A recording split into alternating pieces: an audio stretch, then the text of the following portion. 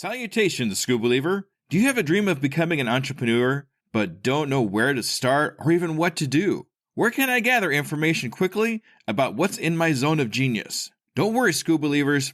I got you covered. Go to tuepodcast.net/AI prompt and check out an amazing set of AI prompts that will give you ideas, information, and articles to help you get across that start line. Once again, go to tuepodcast.net/AI prompt to get you started now.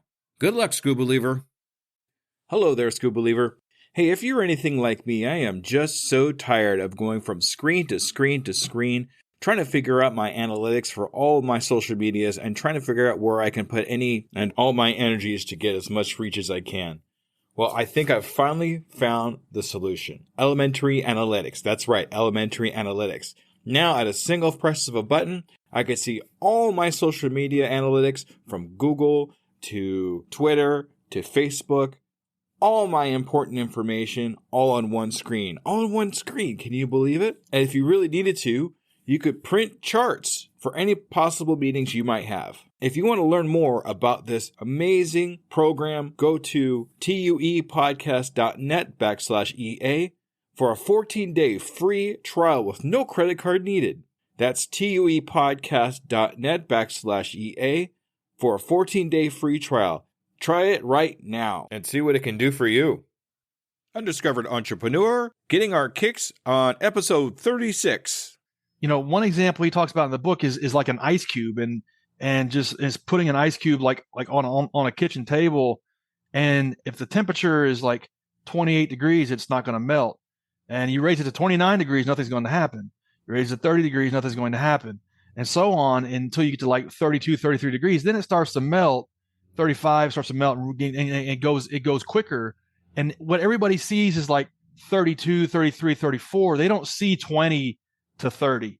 So then everybody wants to call it an overnight success. The reality is like there's always that period of time where you're pouring your soul into the project.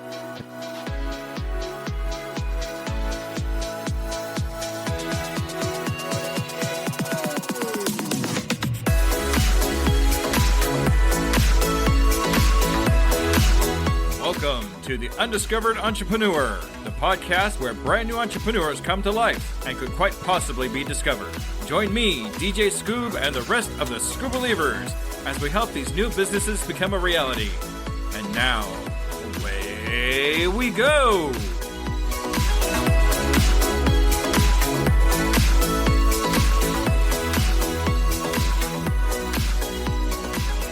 Hello, Scoob Believers, and welcome to the next episode of the Undiscovered Entrepreneur. And it's me, DJ Scoob, coming at you, whatever device you happen to be listening on. Today, we have something really good for you. Number 3 of 3 of experienced entrepreneurs. Today, we're talking to the owner of Greenpal, Bryan Clayton. I really like talking to him in this because he talks about how his business was like a 10-year overnight success. I loved talking about that. It was awesome to listen to. And it was really nice to be able to talk to him and figure out where he came from and how he got to where he is today. He has some fantastic information, books to read. I mean, I'm just going to go right into it here because there's just way too much to talk about up front. I'm going to let you to listen to it for yourself. So, ladies and gentlemen, I introduce to you Bryan Clayton.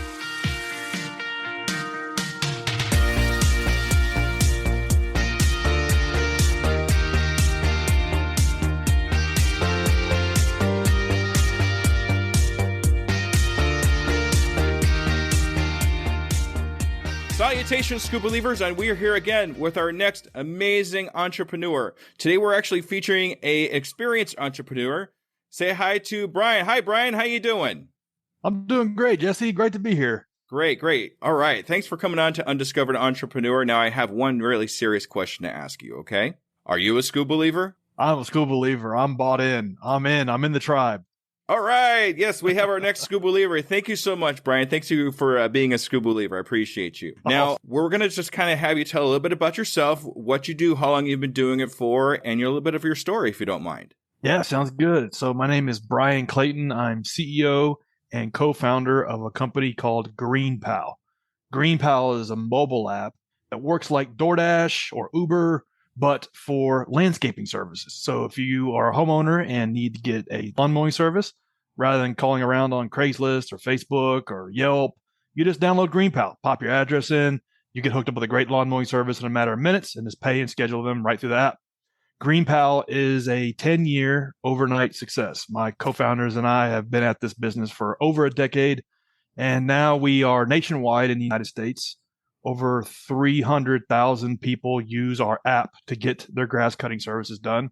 Around 34,000 landscaping contractors use it to run their business. And so we have built this thing from the ground up and self-funded it, bootstrapped it, haven't taken on any outside capital, which is pretty rare for tech companies these days. But we've kind of gotten to where we are just by slow, consistent, steady gains. And here we are. We've got the nationwide largest network of landscaping services you can hire with your smartphone. I love that you mentioned a 10-year overnight success, because a lot of people hear overnight success, they think, oh, yeah, it just happened a couple days. No, it don't work like that. That's for darn sure.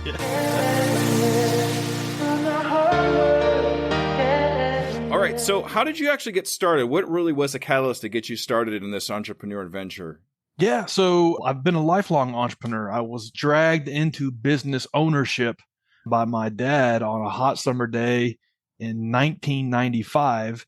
He said, get off your butt. I've got a gig for you. You're going to go mow the neighbor's yard. And he made me go cut the neighbor's grass. And luckily he did that, because I worked for like maybe an hour or 2 hours and I got paid $30. And I thought, this is incredible. Why doesn't everybody just do this? This makes perfect sense to me. And I was hooked. I was hooked on business ownership from that moment forward. And I just stuck with that lawn mowing business all through high school and through college. And when I graduated college, I had to make a decision. Was I going to go into the job market like my friends or stick with this landscaping company? I didn't really want to be a lawn guy my whole life, but I thought maybe this could be my lane. This could be my way to level up. And so I made a business plan and ended up building over 15 years one of the largest landscaping companies in the southeastern United States, building the business over 150 employees, eventually getting it to 8 figures in revenue. And then in 2013, the business was acquired by a nationwide company that rolled it up into their huge business. And so growing that from just me and a push mower to me and 100 trucks every day, I learned a little bit about building and scaling a company and learned a lot about myself. And when I sold the business, something was missing. Something was a piece of me was gone almost. And so I took some time off and I reflected and I thought, I want to get back in the game. What now? And I thought, well, somebody's going to build an app where you can just hire a lawn mowing service through your smartphone. Somebody's going to do it. Might as well be me. And it was kind of naivete as an asset, and recruited 2 co-founders, and we started working on the first version of building Greenpal, and quickly learned that it was a lot harder than it looks. It was a lot harder than I thought it was going to be. But we celebrated the small wins and just kept going, and little by little built it into a real business. It's amazing how when you first get started, it's like you have this idea and you want to stretch this idea as long and as far as you can. And even though you come across some hard times or, it's not sure, you take those times and incorporate it into yourself, learn as you go along and turn it into something great. That's awesome. What a great experience and adventure you've had. Yeah. And you just said something that I truly believe in, is that you grow alongside the business. If you're doing business well, or even not so well, you as the founder are growing into a whole new person every 2 or 3 years, because the business is requiring you to level up. It's requiring you to take on skills and learn things that you may never in a million years would have learned. And that's how I have experienced it in 22 years of running companies and selling one and starting a second one, is that I'm not the same person today that I was even 3 or 4 years ago, because the company, the business requires me to learn new skills and evolve and grow and mature. And that's one of the things I love about it, is that you level up alongside the business. I don't think you get that in many, many other things other than entrepreneurship. Definitely entrepreneurship. Yeah. I mean, you're working at the job, you're staying in one spot and you're only learning so much, and you're kind of limiting yourself when you stay there. But when you actually become an entrepreneur, you're always learning new things, new experiences, and figuring things out for yourself, which actually makes it stick a little bit more when you learn it for yourself and your experiences. Exactly. That's exactly right. And it's like a forcing function for personal growth. I love it. Yeah, it's great.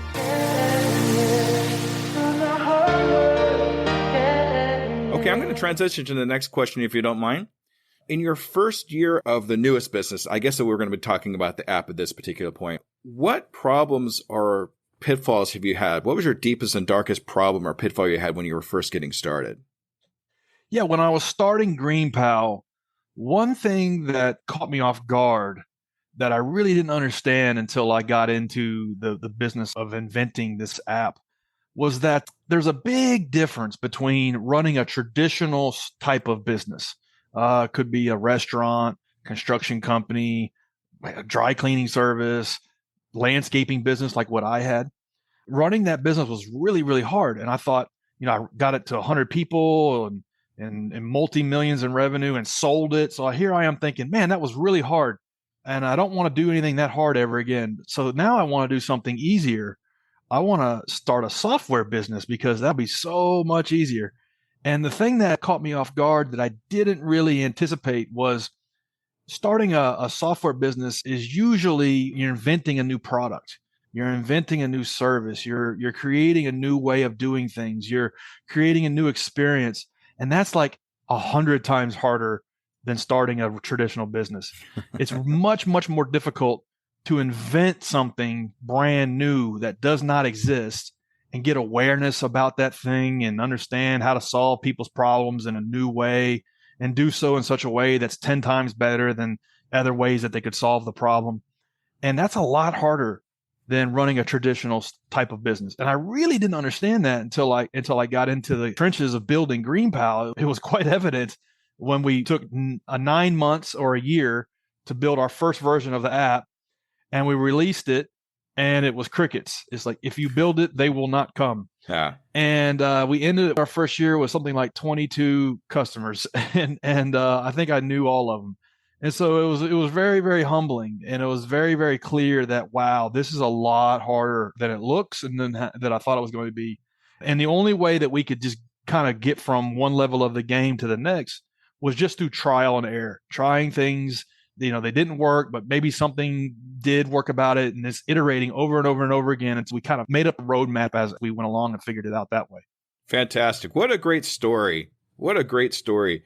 What was the thing that actually made it take off? What was that one catalyst that actually finally made it take off? Was it something you did or something that you changed in the app or something like that? From the outside looking in on most business success stories, there's either a narrative or it seems like there was one move on the chessboard that won the game, or there was one like inflection point, hockey stick moment. And I think that is rare. I don't think that happens very often. I think usually it's the results of like a lot of little things over and over and over and over again that begin to compound and build up over time. And that's how it was for us. A good book that I like about entrepreneurship is Atomic Habits, and the author talks about in that book, they study like peak Olympic athletes, and like the one like it factor between the top 1%ers of Olympic athletes and everybody else was their ability to endure boredom. It was their ability to just go through the grind of the same training day in, day out, hours at a time, grueling hours of boring training. And I think entrepreneurship's a lot like that. The first several years are excruciating because you're just grinding through these tasks over and over again and making little improvements along the way and hoping that it builds and compounds over time. And that's how it was for us. There was not one thing we did. It was 1,000 things that we did over and over again. And it's kind of prioritized around what were the 1 or 2, 3 things that we need to work on at that given time, doing that over and over again, making the experience better, figuring out how to reach customers better, figuring out how to keep customers longer. And it's making little 1% wins here and there is how we've gotten to where we are today with $30 million a year in revenue. We ended our first year with $1,000 a year in revenue. And so from here to there was thousands of things that the team did that incrementally get there. Fantastic. Yeah, Atomic Habits actually is a great book. If anybody wants to take a look at that book and see what it has to offer, I do have it in my resources page on my website. So thank you for mentioning that. And yeah, it's just little things, little wins that you get along the way that you build and change to get to where you want to be. And yeah, sometimes it can be hard and sometimes it could take a little bit of time. But once you actually get there towards the end, that's really when it starts to pay off. I'm glad you chose this, the fact, not just one thing, but many things that you put together for it to work. Yeah, it's funny because Atomic Habits is about personal development, but that book really maps to entrepreneurship so well because that's how it is. And one example he talks about in the book is like an ice cube, and just is putting an ice cube like on a kitchen table, and if the temperature is like 28 degrees, it's not going to melt. And you raise it to 29 degrees, nothing's going to happen. You raise it to 30 degrees, nothing's going to happen. And so on until you get to like 32, 33 degrees. Then it starts to melt. 35 starts to melt, and it goes quicker. And what everybody sees is like 32, 33, 34. They don't see 20 to 30. So then everybody wants to call it an overnight success. The reality is like there's always that period of time where you're pouring your soul into the project, and there's very little like actual evidence that it's working. But that's the foundation you have to lay to get the momentum to eventually get it to take off. And that's how building both of my companies, how I've experienced it. It's very much an exercise of faith in the early days. Exactly. So when everybody's ever starting a business, an entrepreneurial adventure, remember the ice cube. Exactly. That's right. How it feels. All right. As you were getting started and figuring things out, did you have any mentors or anybody that you followed that kind of helped you move along, helped you push yourself forward in your entrepreneur adventure? Yes. A favorite quote of mine is by Mark Cuban, and he says, "Never take advice from somebody who isn't doing or hasn't already done what it is you're trying to do." And so for me, when I had to kind of reinvent myself from a blue collar entrepreneur running this landscaping business to a tech entrepreneur to building a platform, a mobile app, a website to run the whole industry, I kind of had to.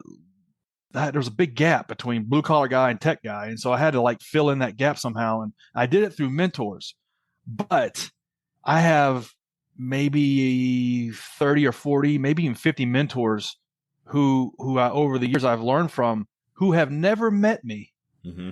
And what I mean by that is I have consumed everything they have put out in the form of books, podcasts, fireside chats at a conference that I watched on YouTube, maybe even online courses, newsletters, things like that a lot of these guys and gals will put out to talk about how they did what they did. And I have learned from them asynchronously. The CEO of Uber doesn't have time to mentor me, doesn't have time to like answer my LinkedIn in mail and me saying, "Hey, can I take you out for some coffee, or can I pick your brain?" Like he doesn't have time for that.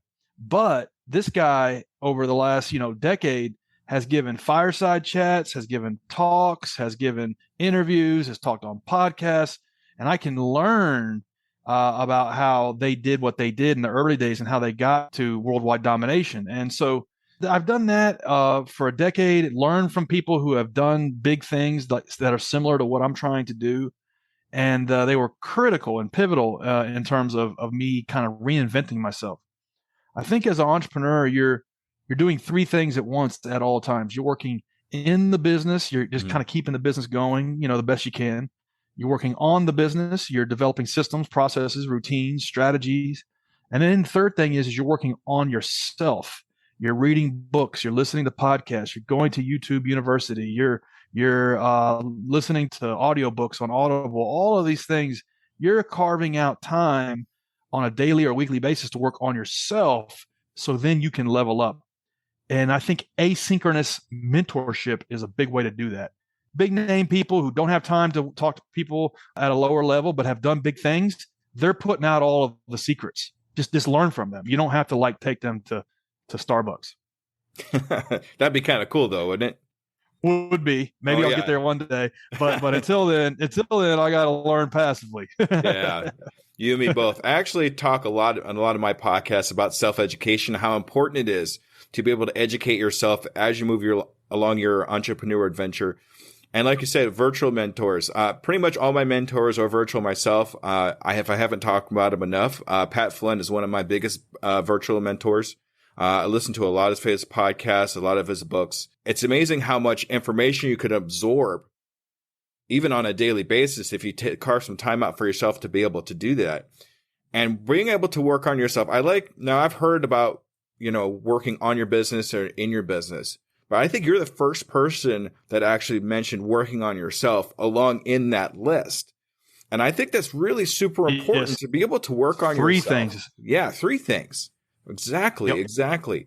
To be able to work on yourself as you're moving along, as you're going on your entrepreneurial adventure. So that's great. I really appreciate you pointing that out. That's amazing. Yeah, and I think it was Michael Gerber wrote a book called The E-Myth, and that book is about the first 2 points: working in the business and working on the business, and knowing the difference between the two. Somebody needs to come along and write a sequel, the working on yourself piece, because you as the founder are going to have to get good at like 20 or 30 things: basic bookkeeping, basic leadership, basic copywriting, good design, good customer service systems, marketing, social media marketing, learning how to run an email campaign, learning how to run a referral campaign. Like, so you got to learn how to do these things. And I think a lot of times when you're founding a business, like what you are taking in terms of educational content is like block and tackling for whatever stage of the game you're in, whatever level of the game you're at. Like maybe you're on level 1 and you just got to get your first 100 customers. Well, then like at that stage of the game, you need to be learning good copywriting for like good pitch emails. You need to be learning like how to use LinkedIn to develop a prospect list. You need to be learning about how to pitch a good value proposition and how to close. And then maybe level 2 looks a little bit more like you're building a sales organization, and then you need to learn like how to develop a predictable revenue sales strategy, and how to build a sales team. Like you're learning these things. You got to set aside time to learn this stuff, to play the different levels of the game, and somebody needs to codify that into a well understood, I guess, framework. So there's a book idea for somebody. I might steal that one. Hope you don't mind. There you go. All three at once. All 3 at once, or at least the last one, the most important one, because like you said, in E-Myth, the first 2 are kind of covered, but I haven't read or even talked about or heard anything about that third one, working on yourself. So, okay, that's awesome. I'm actually kind of excited about that. Okay, so awesome.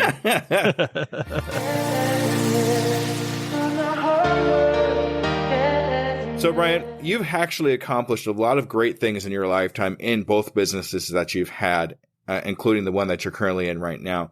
But what is in your vast accomplishments, what is the one thing you're most proud of as far as the accomplishments that you've had so far?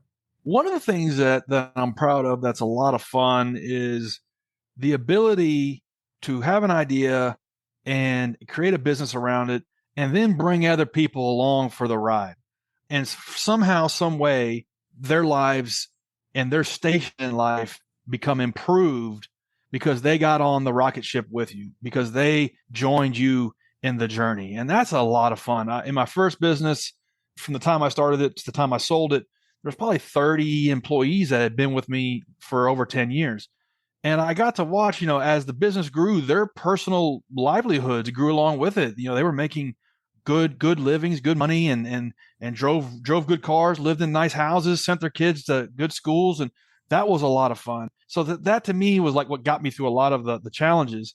And in my second company, because it's a tech company, we can touch more lives and we can reach more people. And the thing that's fun about running this business is not only the internal team. I mean, we've got 50 people, and it's all people that are smarter than me in some shape or form. And that's a lot of fun. And we're all along the ride on building this platform. But even better than that is that there's 32,000 small business owners that use our technology to run their business. And so every day we get stories about, hey, because of your platform, because of your app, I was able to triple my revenue, and I was able to put a down payment on a house, or I was able to buy a better lawnmower that I can ride on. I don't have to push a mower all day. I can ride, and I'm not beat up at the end of the day, and I can play with my kids or something. That's a lot of fun, is because you've had this idea and you built a team and you've created this thing from nothing, and then other people get to join you in the journey. is what makes it rewarding. It's kind of like, my purpose. I think your business can be the answer to that question, what your purpose is. And it certainly has been for me. That's amazing. Making things great for others is really what all that Yeah. boils down It's, to. it's, it's not, it really does come down to that. Now I know that sounds, a little cliche because everybody says that, but at the end of the day, it's a Tony Robbins quote. If you're willing to help people get to where they're trying to go, you and your business will track along with it. It's really hard to be successful in business looking at it like a zero sum game where I win, you lose. That's kind of how business was in the Industrial Revolution and in the days of Rockefeller and Carnegie. But really, these days, it's no longer that way. It's more like I win, you win, and 1+1 is 3. Very, very rarely is it zero sum. And if you look at it that way, particularly in the early days, you're going to have a tough time, I think. Yeah, and I think, the word entrepreneurial or entrepreneur, I mean, the very beginning kind of had a bad rap because I really think that people really thought we were self-centered, we were egotistical because we're working on this thing, we're all kind of on our own thing. But the more I actually dig deep into entrepreneurship and learning about it, I realized that we're all here to help other people in some way, shape, or form. And here's a little quote I heard somewhere: "We rise by lifting others," and that's really what it boils down to. And the marketplace this way is this self-correcting mechanism where you don't really get to take anything out of the marketplace unless you put more in. And that's really the way it is. Particularly starting a new product from scratch, you have to deliver 10 times the value that you take out, or else your product will never take off. And I think that's a good kind of self-regulating aspect of today's marketplace, is that you really do have to add more value than you take out of the equation. And if you can think that way and have that mindset, particularly when you're first getting started, it can kind of help orient you around what's going to be required of what kind of leader you are, what kind of entrepreneur you are, and can help set you up for success. Because if you look at it like the old Daniel Plainview, there will be blood, I drink your milkshake. If you look at it that way, you're going to have a very, very, very, very tough time in today's market. Absolutely. Absolutely. Thank you so much for all that wisdom there, Bryan. That was amazing. I'm going to transition into a different question here. Now, say, for example, you ran into somebody that wants to start an entrepreneur adventure. What kind of advice would you give them? What would you have someone look for jumping into entrepreneurship? What kind of advice would you have for them? First thing I would ask is why? Why do you want to be an entrepreneur? Because a lot of times, I get folks that talk to me and are like, well, I just hate working so hard in my current job and I just want time off and I want freedom. And so I want to just want to run my own thing, and I want that freedom, and I have to break their heart and say, you're going to work twice, 3 times as hard as what is for half the money for about 5 to 10 years. And then maybe if you do all of those things right, then you can create a business and you can create a system around you to give you that freedom. But it's going to be a long time. There's going to be a lot of sacrifice in the first few years, and really kind of have to manage expectations around that. And then if they say, yeah, I know, and I've actually been working on it nights and weekends for the last 2 years, and I'm getting ready, I've already got something going. And it's like, if you're a real entrepreneur, nothing's stopping you from already working on it, even if you have a full-time job. So I kind of like to try to paint a realistic picture of what entrepreneurship really does look like. So that would be the first thing is managing expectations, and then telling somebody that, if you think about your life in the context of a storyline, every good movie has a storyline where there's ups and downs, and the hero is overcoming obstacles to get to where they're trying to go. And I think to live an interesting life, you have to have an interesting story, and you have to do interesting, hard things. And I think a business, at least for me, has been the answer to those questions. It has been the thing that has lent an interesting storyline to my life. There have been ups and high highs and low lows, but it's made my life interesting. And so if you can look at it that way, and if you can take on the mission in the terms of like, this is the thing that's going to be my life's journey, it can kind of help set you up for that long haul marathon mentality that's going to be required to build a successful business. And the reality is, you don't really know what it's like until you get in there and you start getting your teeth kicked in, and you start really understanding that it is a lot harder than it looks. And most people don't make it. It's not for everybody. And there's a lot of other ways to financial freedom than entrepreneurship. So don't think that you have to start your own business and hate it to be successful. There's a lot of other ways to be successful. Exactly. And you could always pivot into something that, you can think you could get into, or, try that way. It's not always entrepreneurship, but it does take a special breed to be able to take that journey and accomplish what we've accomplished in our time. Like the hero's journey. I don't know if you've heard of that. You probably have, the hero's journey and how that works and how storytelling is done. We all have our own hero's journey as we move along in our entrepreneur adventure, the highs and the lows, just like you're talking about. And us taking those experiences in that journey to make it us who we are as entrepreneurs, as people, as ourselves, is really important. And to be able to take that journey really is something that is special, especially for me. My journey has been amazing too. Ups and downs, just like you were talking about, but I don't think I'd have it any other way. No, I wouldn't either. I wouldn't go work in some big corporate machine in a cubicle somewhere. That's just not for me. Home by 5:00, Saturday and Sunday off. I didn't have a vacation for like 5 years and didn't take off a Saturday or a Sunday for like the first 4 years of building Greenpal. But like you said, I wouldn't have it any other way because I knew it would be worth it eventually. I was willing to put in that sacrifice because I knew that we could build something big. And I'm glad that I had that mindset, but it's not for everybody. And you don't have to do this. Everybody thinks that these days you have to kind of go out and do your own thing. You really don't. I know a lot of wealthy people that got there by working a career for a big company and did smart things with the money they made and reinvested in real estate and stuff. And they're filthy rich now. So there's many different ways to success. There is. Definitely different ways. But for guys like us, this is the way we want it to be done. This is it. Yeah, this is it. All right. Nobody would ever pay me or hire me to do a big job anyway. So I had to make my own job.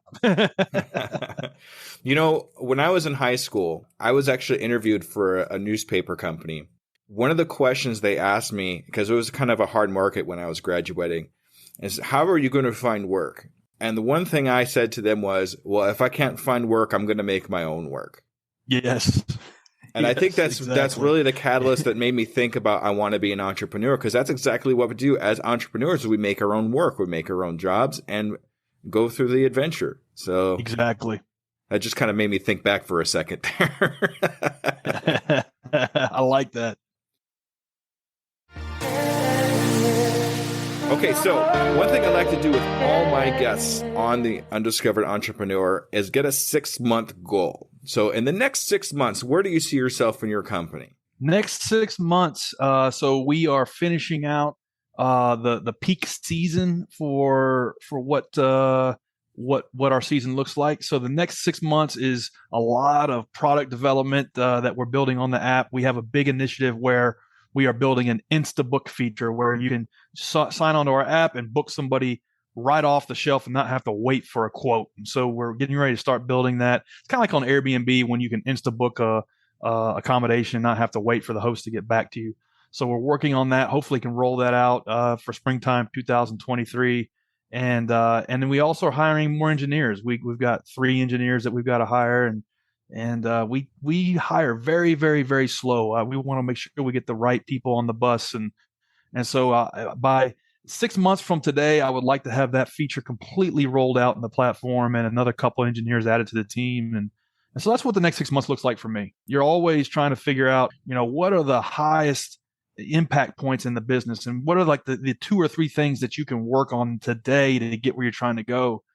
And it's hard because a lot of times building a company is not like chess. It's like poker. You're looking at the cards on the table and the information you have, and you're making bets. You're not really making like this, like on chess, you can see everything. You can see all the inputs. Where in poker, you really are just kind of like making like your best guess. That's how building Greenpal is a lot of times. You're making bets based on everything you know, and sometimes it works out, sometimes it doesn't, and then you figure out what you learned and try again. I hope for you that you get the royal flush. Thank you. I appreciate it. For sure. I hope so too. Yeah. So it looks like you're working on an Instabook part of your app. That's awesome. And you're looking to hire 3 engineers. That's great. So I'm actually going to set those as goals for you. What I do with all my guests is in 6 months, I'd like to follow up with them and make sure they've reached their goals and see what kind of experiences they had with those. So I'm going to follow up with you in 6 months. Is that okay, Bryan? Fantastic. Sounds good. All right. And something you said real quick too, I'm just going to kind of touch on real quick. Hire slow. Definitely want to hire slow. Take your time to make sure you know who you're hiring and that they're qualified. That way, you know it's going to work for the company. And then fire fast too, because if they don't want to work, you don't want to spend the extra money on it. So exactly. All right. That is a lesson. That is a mistake I have made many, many, many times in my 22 years of building businesses. Is holding on to people too long and realizing that we have reached the point of necessary endings and not acting on it. It's a tough thing. It's hard to fire. It's really hard to fire. It's very emotional because you've been with this person for a while, learned who they are, but it's just not quite working out. So yep. And the other thing that gets me is the sunk cost fallacy. Well, I've got all of this training in them and maybe they'll turn around, and it's like, do the right thing. Usually in business, the hard decision and the right decision are the same one. Exactly. Okay, Bryan, so it's come to the time of the podcast here. This is your time to shine, okay? I want you to go ahead and talk about your business. Anybody that's listening that wants to get a hold of you and your company and your services, how do we do that? Yeah. So if you have a lawn and the grass grows, somebody's got to mow it.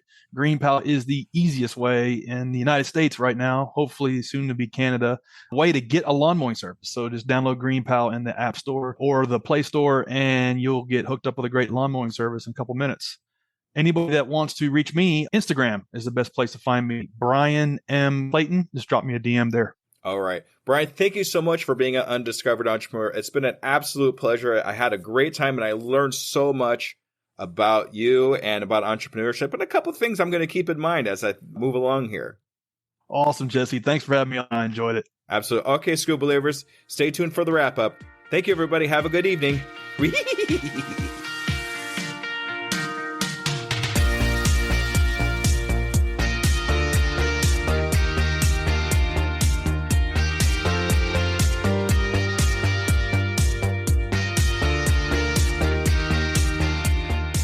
All right, School Believers, that was Bryan Clayton. Man, he had a ton of knowledge for us to absorb. I hope you got it all. And the books that he had talked about, I've read every single one of those. And if you want any of those books, they are available in my website under resources. I also love the fact that he added yourself to something that everybody talks about. Everybody always talks about working on your business and working in your business. But the one thing we really need to talk about and the one thing we really need to think about is working on yourself while you're doing those other things. And I think that really made for a great point when we were talking that particular thing. So keep that in mind in your entrepreneur adventure. And I love the ice cube analogy. Check that book out that had the ice cube analogy on there. Man, it really spoke to me. Definitely something to think about. If you have any questions about Greenpal or whatever we talked about there, please make sure you reach out to Bryan Clayton. He'd be more than happy to cut your lawn or somebody out there to do it for you. Check out Greenpal. Download it if you have a lawn. That's what I say. All right. So moving on to the next thing, I'd like to talk about what's been going on with me lately. And this is going to be kind of a big announcement for me. So make sure you listen in really closely here. I have decided starting in March, I'm going to start going weekly. And that's going to put a whole lot on my plate, but I'm really excited to do this because I really feel there's more information I could put out there for y'all to learn from. So what I'm going to do is I have, if you haven't listened to a couple of other podcasts that I've done yet before this one, but I have started coaching. So what I have actually decided to do is take recordings of these coachings and use them in my podcast. So what you're going to get starting in March is you're going to get a week of a regular brand new entrepreneur that's just getting started. And then the week after that, you're going to get a coaching from an entrepreneur and listen in on the coaching like a fly on the wall and learn from that coaching. And then the week after that, you're going to listen to another brand new entrepreneur and so on and so on and so on. So I really am excited to do this for you.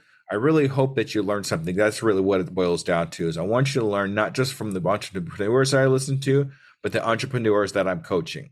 Speaking of that, Doing It Today Coaching, which is the name of my coaching program, has their very first client. That's right. It's an actual 100% written in client. I'm really excited to introduce them to you. You'll be able to hear them probably a little more often because we're actually doing more coachings with them, and you'll be able to listen in on that. So make sure you follow them. I'm not going to spoil it for you who it is or what it's about, but it's going to be awesome. Make sure you listen in for that. Make sure you subscribe to this so you don't miss it. Also, another announcement I'm going to make is I'm actually going to start more YouTube videos. Now, I'm going to be honest with you, I haven't put a new YouTube video out for almost a year. That's right. I've had this going for that long and just haven't been able to do it. But with the help of my Patreon, which I'm actually going to introduce to you here in just a second, they're actually helping me out with my videos. So because of them, I am actually able to put new content out on YouTube. So if you go to YouTube and you look up Undiscovered Entrepreneur, you're actually going to find new YouTube videos coming out starting in March. So I'm really excited about that. So another thing I've really been excited about is I've been keeping an eye on Good Pods and where our standings are on our entrepreneur adventure when it comes to our standings in our podcast. I've been keeping an eye on our standings, and oh man, I don't know what's been going on, but thank you so much anybody that's been kind of keeping up, that's been listening to my podcast and rating my podcast. Right now, at the time of this recording, I'm actually number 2 in entrepreneurship, number 1 in careers, and number 4 in all business. So, oh boy, I just love you guys so much. Thank you so much for believing in me. And go to Good Pods. Rate me there if you'd like to. Rate me everywhere. I don't know. Just wherever you listening to this right now, that's where I need you to rate me at. So it makes it a lot easier for you. So right now, I'd actually like to thank my Patreon, Bryan Briggs of Ocean Tree Creative. And you could reach him if you have any questions about anything. That's the person that's putting together my YouTube shorts that I'm doing, some of the new content that I have that's going up on YouTube. If you like what he's doing, you reach out to him at Ocean Tree Create 1 on Twitter. And if you want to reach out to me on Twitter, you can reach me at DJ Scoob, that's SKOOB 2021. And if you want to join my Facebook group, I have a Facebook group now. I want to start a community so we can all learn from each other. And you can look that up at tuepodcast.net/FB Scoob. That's SKOOB. And make sure you look for me at the retreat that's coming up on February 23rd, where I'm actually doing a little bit of a talk on there. It's my first actual one. I'm really excited to be doing that for Numospect. So reach out to me at the places. You heard the little blip that I had at the beginning of the podcast of how to get tickets. It's going to be amazing. You really should take advantage of that account. It's really not all that expensive. And then if you hear any of the resources that you've heard in any of my podcasts, like I said earlier, make sure you go to tuepodcast.net and look at the resources page and see all the books that I've read and all the stuff that I've used to start my entrepreneur adventure. I am still looking for 5-star reviews. And if you do put a 5-star review out there, I will read it on my podcast. It's really important to me that you all get the accolades. It's all about you. All right, Scuba Believers, thank you so much for another amazing episode. I can't wait to see what happens next. Thank you, everybody. You've all been amazing. And thank you for following me. Bye-bye now. Hello there, DJ Scoob here. And I just want to personally say thank you for listening to my program. I really hope you learned something. Tune in 2 weeks to listen to another brand new entrepreneur. And remember, I can, I am, I will, and I'm doing it today. Okay, tap the matching pairs. I is yo. Man is hombre. Boy is niño. Apple's manzana. Woman is mujer. All right. Hola, buenos días. Hola. Gracias. Buenas noches. Thanks. Good night. Sí, yo soy Juan. They want me to type it. So, S-I, yo, soy Juan. Okay, matching pairs again. Boy, they're really kind of dragging this in here, huh? Woman is mujer. Mujer. I is yo. Boy is niño. I am a soy. Girl is niña. Okay. Ella es una mujer. Ella es una mujer. Ella is Es mujer. mujer. Oops. Una mujer. Okay. La niña. The girl. Tú eres un hombre. Tú Tú eres eres un hombre. hombre. There we go. The milk. Leche. No, thank you. No. No. Gracias, no. Gran. No. There we go. El hombre. Now the woman type it again. El hombre. The man. Yo hablo Hablo. español. Tú hablas Hablas. English. Okay, some conjugation happening there. Okay, then when we type it, mucho. Whoops, better spell it right. muchogusto. Mucho gusto. All right. Thank you. Goodbye. Ooh, I can't spell it. I know that's wrong. Gracias is gracias. Disculpe, por favor. Disculpe, excuse me, please. Ella es una mujer. Ella Ella. es Eres una una mujer. mujer. Es, not eres. Oh, pfft. This one says, thank you, goodbye. I know, it's gracias, but I know I'm spelling it wrong. Yeah, gracias. Ella es una mujer. Ella Ella es es una una mujer. mujer. There we go. Got it that time. Gracias is gracias. I'm not a good speller, y'all. What can I say? Gracias. Okay. Oh, well, we didn't quite make it.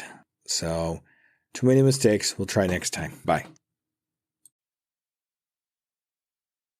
As a worker of 2 full-time jobs, running a podcast and coaching, every minute counts in my day-to-day.